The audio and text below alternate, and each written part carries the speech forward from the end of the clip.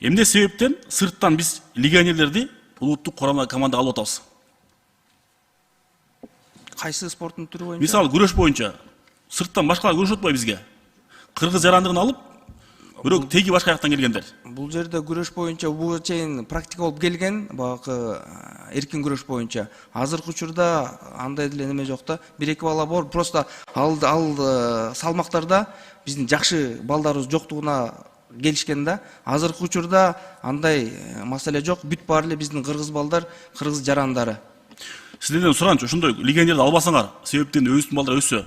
Мейли, Тур айтасыз. медаль албаса койсун, бирок ал тажрыйба алат да. Ошол тарапта иштеп атабыз. Азыр мына биздин улуттук курама командада ошол чет жактан келген легионерлер почти жок эсе да. Аз. Рахмат. Гостройдон барбы? Гостройдон мен келдим.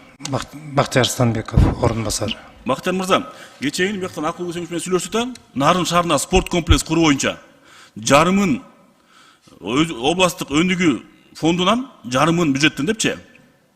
Ошонун азыр документтерин пызысын бүтүрүш керек болот.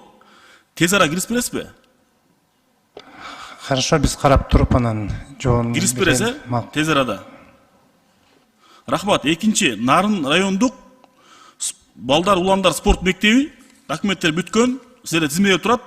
Ошону эртерээк тендерге коюп берсеңиздер. Жасап алдыңызбы? Нарын району боюнча Нарын райондук спорт мектеби. Жарайт. Айбек мырза ошону өзүңүз контролдоп коесузбу? Хорошо. Рахмат, иштериңизге ийгилик, рахмат.